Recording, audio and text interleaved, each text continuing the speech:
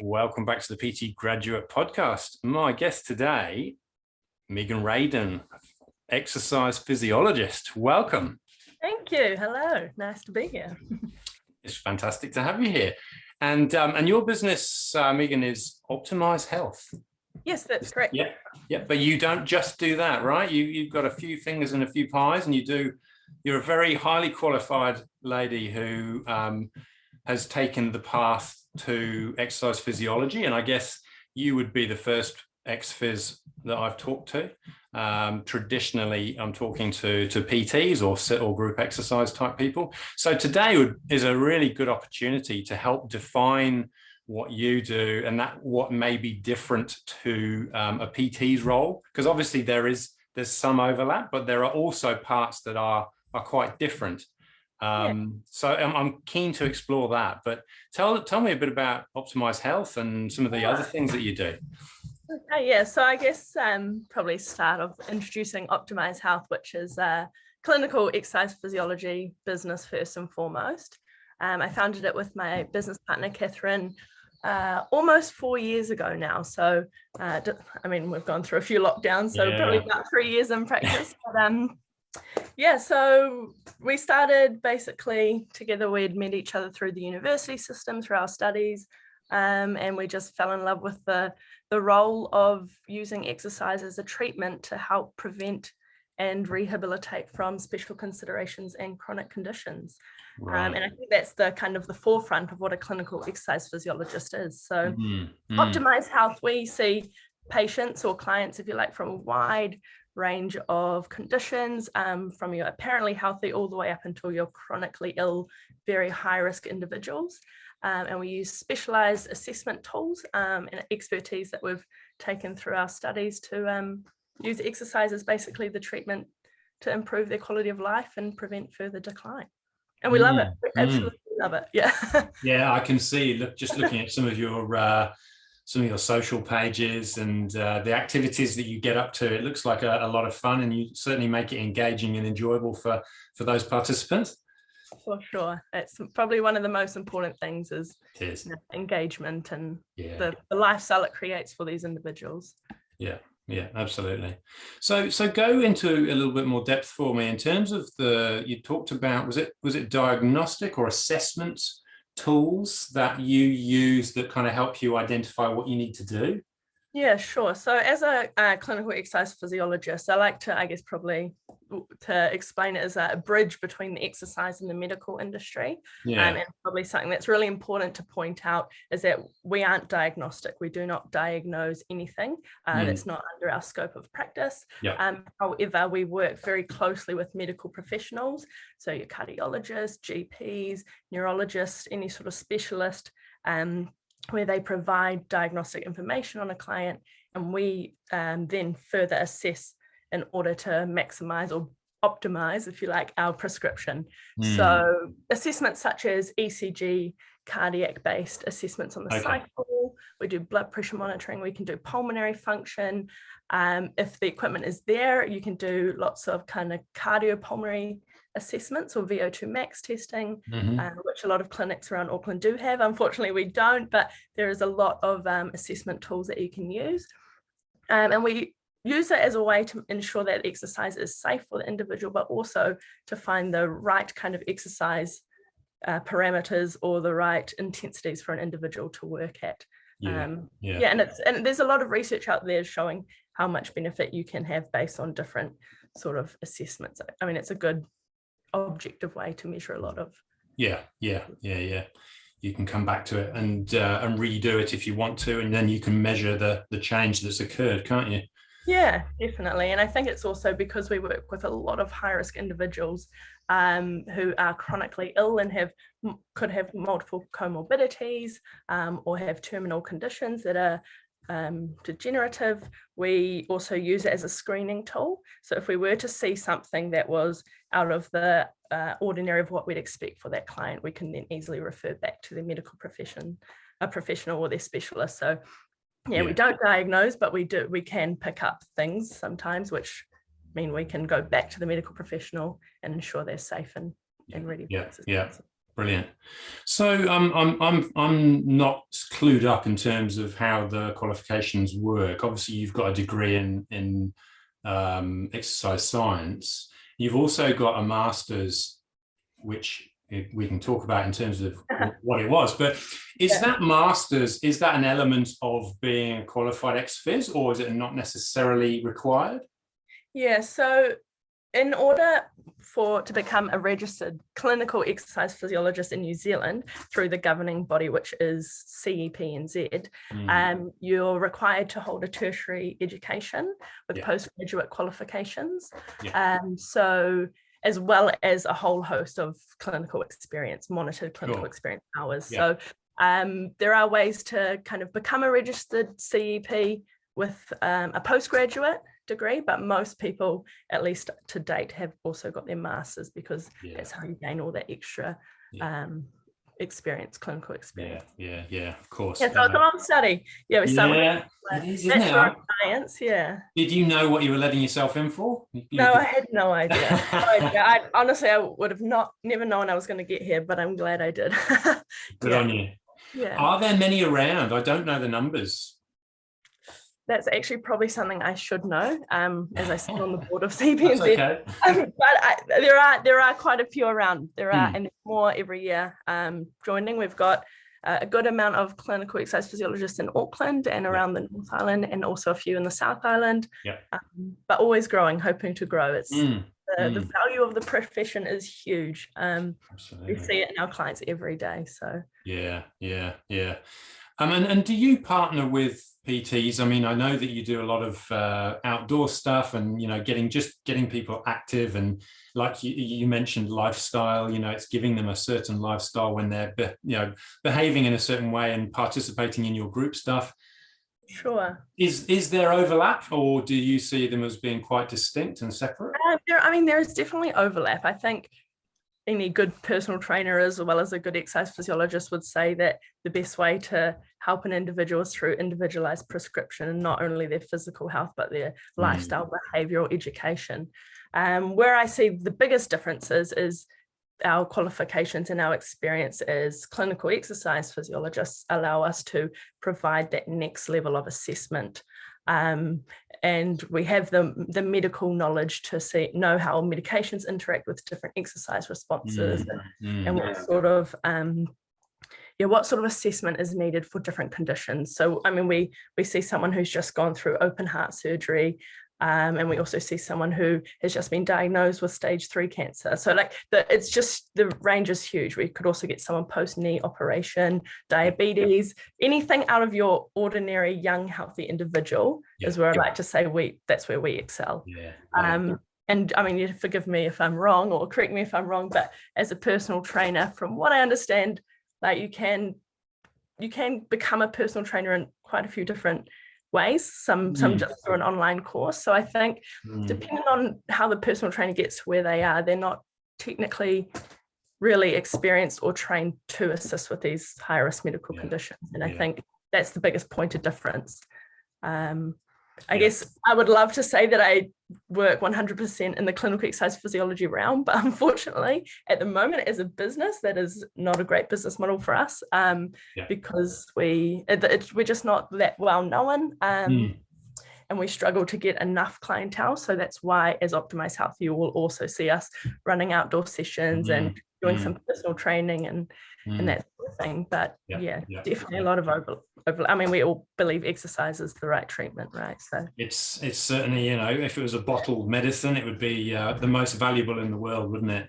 Exactly. And I think that's one of my favorite quotes that's come through all the time.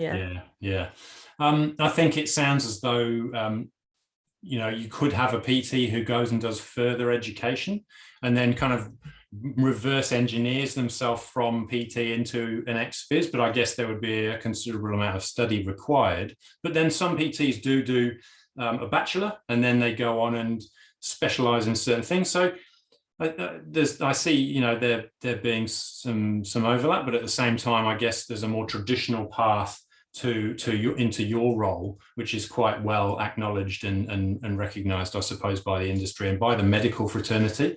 And I suspect that probably gives them more confidence in working with you. as opposed to, your PT who got his 6-month course, online course done, and he thinks he can help people in the same way, which obviously isn't the case. So it's great to, I guess, get a better understanding of that, and hope that other people can see that too. So your master's, healthy aging and ischemic heart disease effect on the blood flow to the skin during exercise. Wow. If I knew you were going to bring up my master's, I would have refreshed my memory on Sorry. It's okay. It was a big year of my life, but I've seen to kind of put that behind me a little bit. But I did look at the effects of aging. So compared young, healthy individuals to apparently older, healthy individuals, as well as the effect of ischemic heart disease. So coronary artery disease on the blood vessels in the skin, so the microvasculature, and how that kind of might change during exercise. Interesting. Yeah.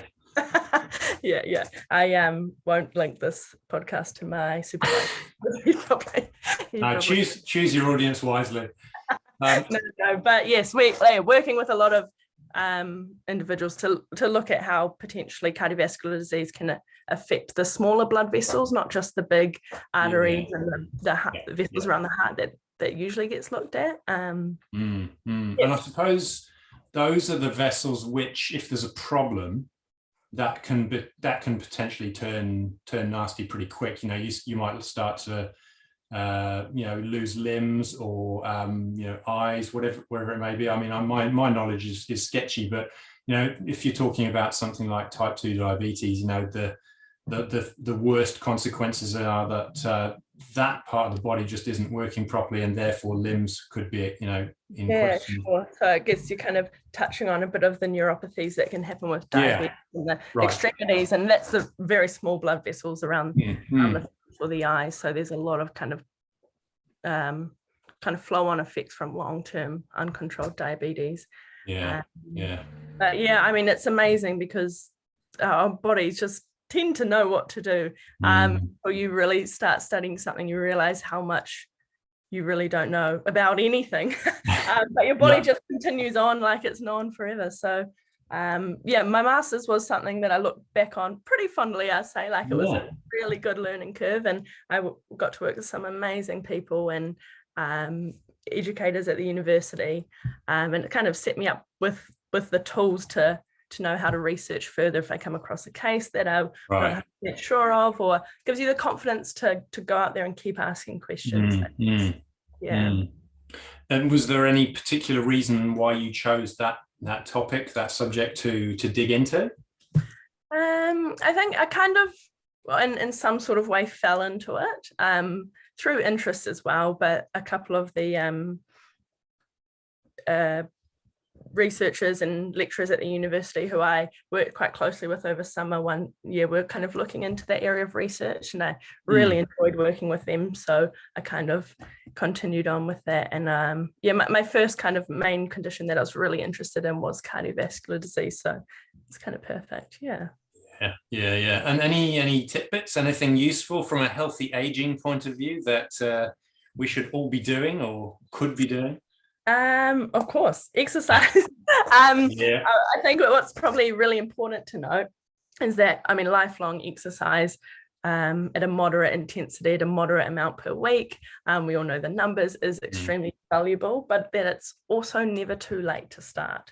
At the age of 60, if you have a heart attack and then 2 months later you start an exercise rehabilitation program with a clinical exercise physiologist, you can really, I use the word reverse carefully, but reduce the ongoing effects of any of the damage potentially that you've done, or and prevent further decline or comorbidities. So that's probably something I'd touch on. But it's pretty encouraging, isn't it? It's amazing that, as you say, it's never too late, and I think there is a perception out there that is the case, and people kind of get to a stage where they go, can't be bothered, or it's not worth it, but it's always worth it. It's always worth it. And like I mean, the amount of progress you can make in 8 to 12 weeks, in the initial 12 weeks, from being deconditioned, even if you don't have very limiting medical conditions, you can make so much progress in 12 weeks that you can even sometimes pull yourself from a high risk client into the next phase of a moderate risk with 12 weeks. Sure, you have to maintain it, but like yeah, I mean, in the scale of things, it's just no time, is it, at all? Exactly, yeah. You know, in a lifetime. Wow. Yeah, and I think that that kind of understanding and kind of, I guess, stigma around gyms and lycra and stuff is definitely becoming a thing of the past. And the few facilities I work out of, my oldest client's 93 years old. Wow. And he comes 3 times per week and Fantastic. absolutely smashes it. So it's, I think reducing the worry or the kind of anxiety around a gym setting for these older adults is something that is really important. That's amazing. Yeah, 93, eh? I guess if he's coming 3 times a week and he's 93, he's going to get to the ton at least, isn't he? Yes, well, we hope. Yeah, absolutely. Yeah, letter from the Queen stuff, that, yeah. Yeah, and I mean, the quality of life, if you're exercising regularly as a 93-year-old compared to someone who's not, potentially could be huge, could be the difference between being independent or going out to the supermarket. I mean, everyone's so different, but yeah, we do see a wide range, and it's very clear those who are keeping active not only helps their body, but their mind. Their mind is so much sharper. Yeah, it's like you say, it's that quality of those years that is the critical thing, isn't it? We all know we're going to get to that point, but it's how they go that makes the difference. And we're preaching to ourselves because we're already the converted, but and so's the audience probably. But getting that message out there and helping people understand. So do you get your referrals, a few for referrals from that medical community that you liaise with? We've managed to build a few really strong relationships with a few medical specialists in the area. The referrals aren't flying in by any means, but we do talk back and forth about certain clients, and that some clients get recommended to come and see us. But for most of it, it's actually word of mouth. Clients will see us and their friends will be like, what have you been doing the last 6 months? Or you're looking fantastic, or you didn't used to walk this fast, or whatever. But yeah, mainly word of mouth, I think, for now would be the main source of clientele. And it sounds as though you've kind of sussed the business model that works well for you. You having the group exercise and the community that builds. It looks like you've got an amazing community, indoors and outdoors. And I suppose we're heading back indoors fairly soon, aren't we? Which is pretty exciting. I know, it's isn't it? Yeah. What sort of things? I've seen some photos of you running up and down dunes. I'm assuming that's out west somewhere in the So I probably think of the business Optimize Health. Our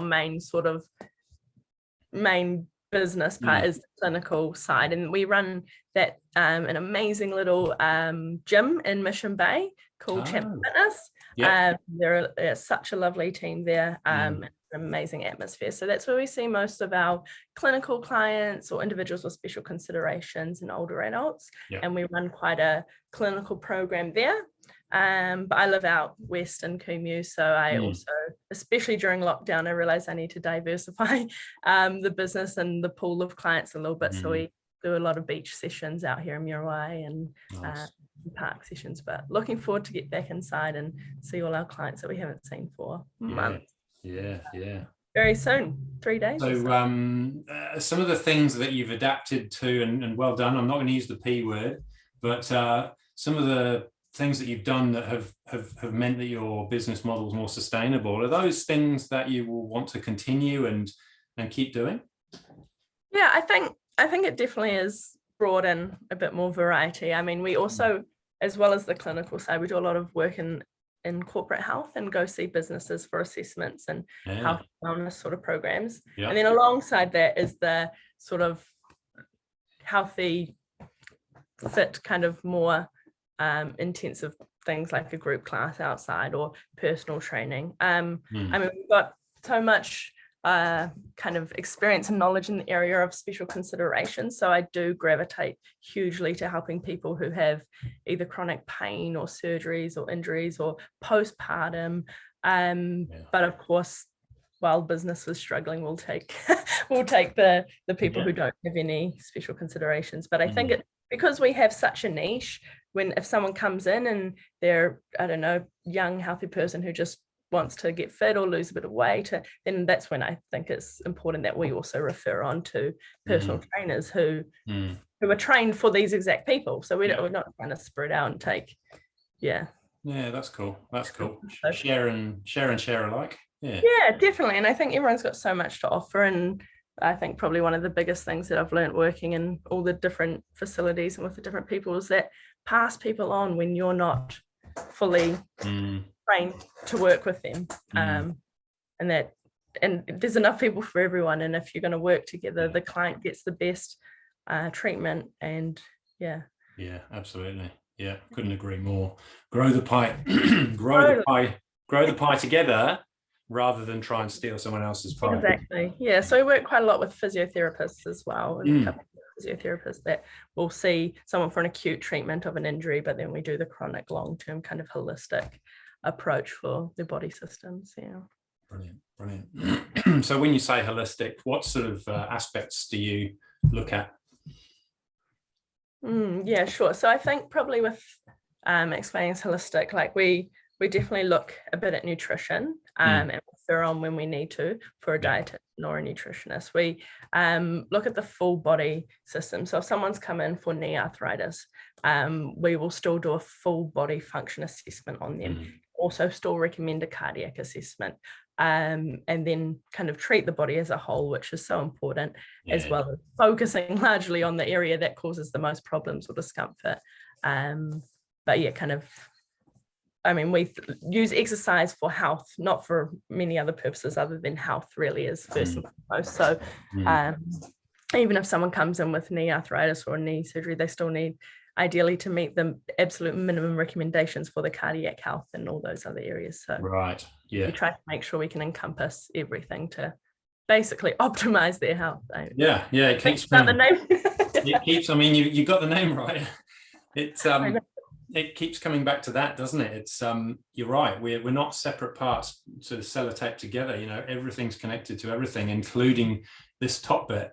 And when you look at a human rather than a body, you get better insights because you're looking through the right lens, I think. Yeah, definitely.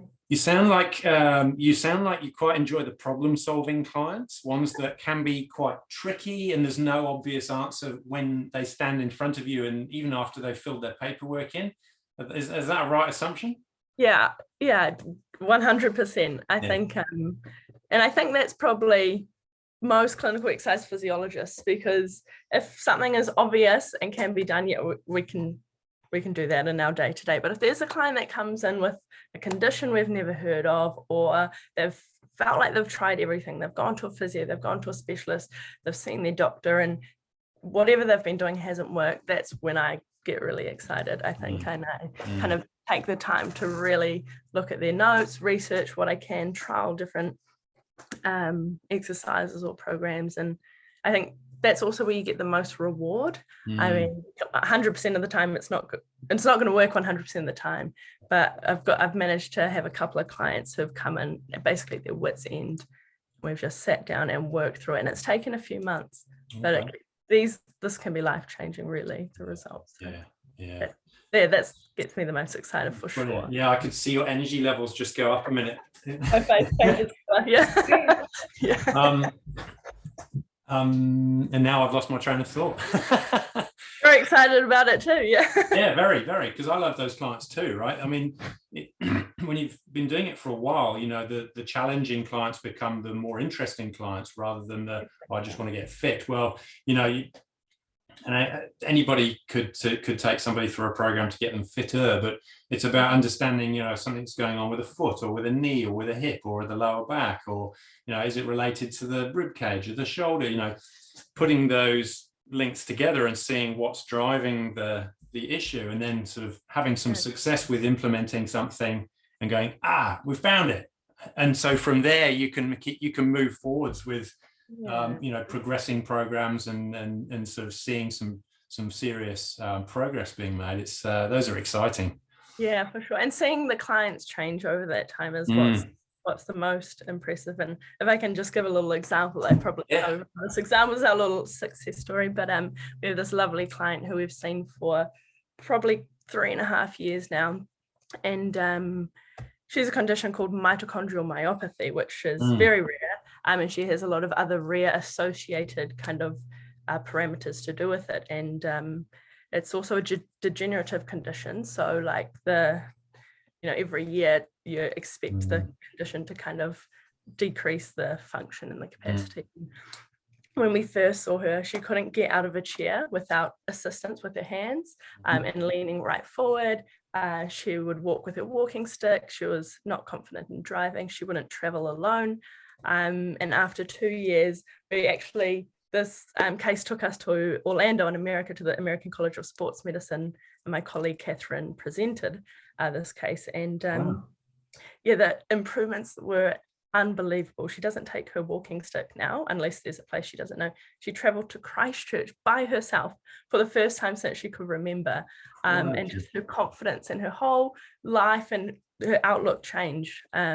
That's when we were working with her regularly, and unfortunately now with lockdown you notice the decline. So you can just you gotta think outside of the box for these people, because your normal come do 8 to 12 resistance exercises between the reps of 10 to 12, and it's just never going to work. Sure, you might maintain some muscle, but you need to really think outside the box. And we were doing things that everyone else in the gym was like, what on earth are these people doing? Like, we were throwing tissue papers and trying to catch them while still standing, or then throwing a harder ball, and then doing some dancing and just really mixing it up and training the neuromuscular system. And it can really getting this stuff firing differently. For sure. Interesting. Fantastic. Wow, what an amazing story. And to be able to then present that back to medical colleagues and people who are interested to listen to those sorts of cases, because then they can inspire their own practices. That's pretty special stuff. So we're very fortunate to be able to work with her. And I mean, head off to this client, because she puts in the effort and she's got the right attitude, and without her kind otitude, she wouldn't be where she is. No way. She's an instrumental. Walk through the door against odds that other people don't have to have those challenges. We're so fortunate to work with her. And you basically changed her life. Hopefully. I think she has said things along those lines as well, so it's really nice. Of course there's ups and downs with every sort of case and condition, but it's really, really incredible to see what people can actually achieve with some good guidance. What a case study, and I guess a really good example to new people coming in who may not have the belief. You can share that story and help them. I would want to plaster her face and her videos all over the place, but something called privacy. She would certainly have to agree to that. Of course. No, she's very open to well, she believes in it as well, because she's been proof of the work. So. Phenomenal. Great, what a story. I had a note here which may be a bit of a side shift on the topic, but you've got a 100-day challenge. Oh yeah, now that's embarrassing. It's out there. So I have one of my really good friends is like a phenomenal graphic designer. Her name's Christy. Look her up, Pink Pony Creative. If you ever want to diverge from the PT realm and talk to someone passionate. Anyway, she did a 100-day design challenge, and that's how she started her business. And halfway through this year, I was like, oh, social media, I don't really enjoy making content. I struggle to post. I don't love seeing my face and talking on it. I'm going to do a 100-day challenge. Every day for 100 days, I'm going to post something to share, whether it's about myself or some education or some exercise, something that's hopefully beneficial to one or two other people. I think I got to day 49 and I gave up. Oh no. Nearly halfway. Yeah, I know. Maybe I'll do another 51 days another time. But okay. God, social media is hard. It's so hard. It sure is. Hats off to the people who are killing it on social media. Yeah. Right. So did you have other people doing the same thing? Was it sort of a collective thing, or? No, it was basically for myself, and in the business I connected it a little bit, but yeah. Okay, right. Now that might be a challenge then. If you've done 49, I'm going to try and do 50. Okay. Let me know when you get to 49. I stay one day ahead. Well, maybe I should just tag you in every single one, and then I'm doing it.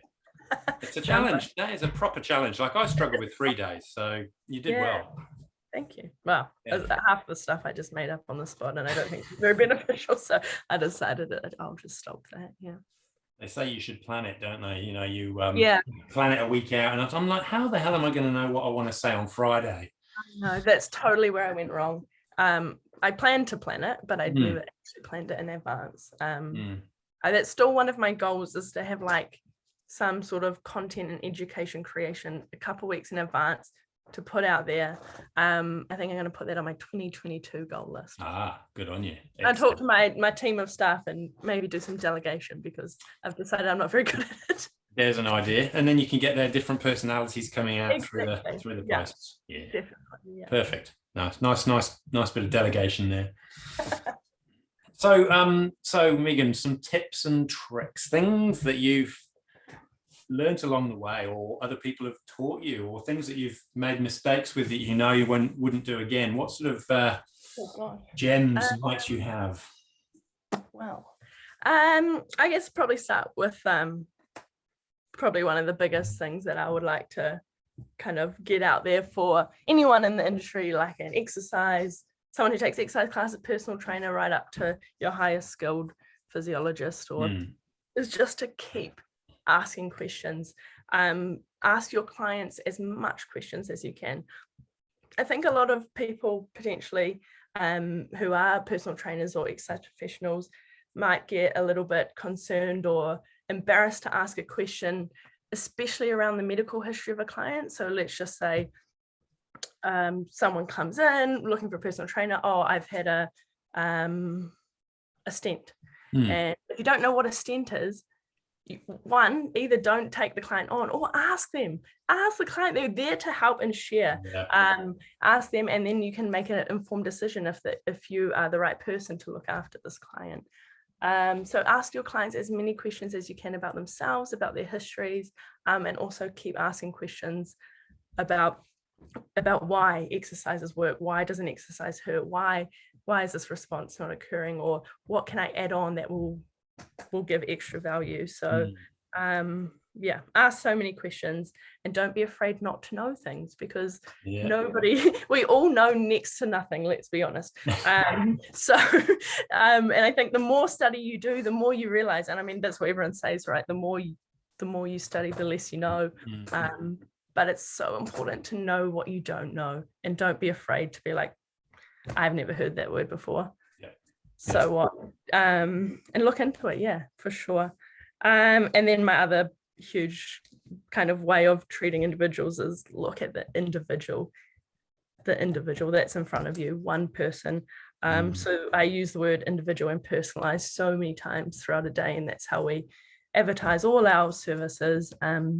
You might run 5 different people through the exact same assessment, but no one's ever going to have the exact same results or movement patterns.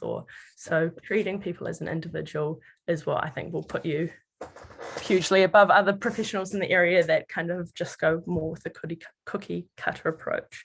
And that's what exercise physiologists pride themselves on, is an individualized approach, not based on movement patterns alone, but chronic conditions. Medications change the way you respond to exercise, and people are on whole different amounts of concoctions of medication as well. But I guess that's two of my kind of ways of really working with people, is asking questions, researching, and treating everyone as an individual. Brilliant. I like that. That's great. I've got a question that comes from that though. Just because I'm curious. People react. Ask questions. Got to ask questions, because I don't know. I know I don't know. you talk about medication and response, or was it response to medication or different response in terms of an exercise with depending on a medication or mix of medications? Sure. Can you give me an example that people could relate to? Sure. I guess I'll probably just, one of the simplest examples is some of the medications that individuals might be on due to hypertension or high blood pressure. Yeah. So you could be on a medication that helps to reduce your blood pressure. These can also affect your heart rate. So it helps to reduce your heart rate, dependent on the medication. I won't go into the details, but say, for example, I'm on a medication that causes a reduction in my heart rate. Therefore, if I was going to exercise at a given intensity, my heart rate could be substantially lower than someone who's not on the medication. And if you're using heart rate as a guide for intensity, well, you can throw that out the window.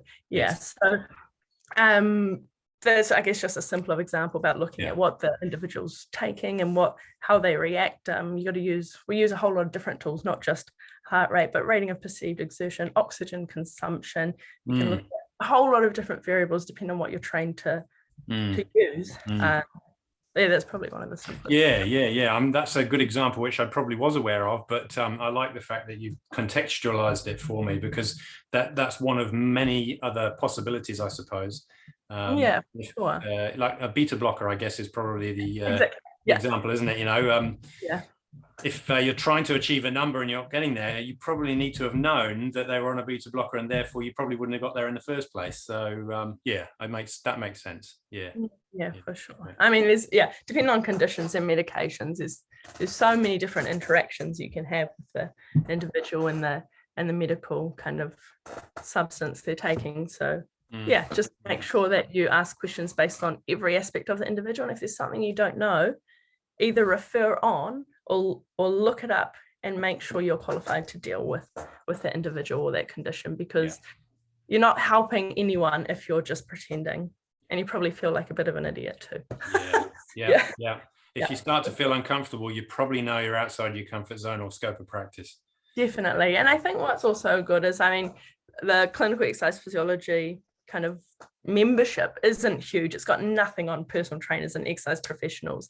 But every clinical exercise physiologist I know is very passionate, and they're all lovely. If we would more than happily respond to questions about different conditions or situations that PTs might come across, and then either be able to help with some tips on how to deal with it, or decide, well, actually, that's probably quite risky, and you might want to look at your insurance policies. To be honest, I mean, it sounds a bit grim, but that's a good reality check, and I think that helps people go, well, that's the point at which I'm going to be referring them to you, and hopefully you can carry on from there and give them what they need.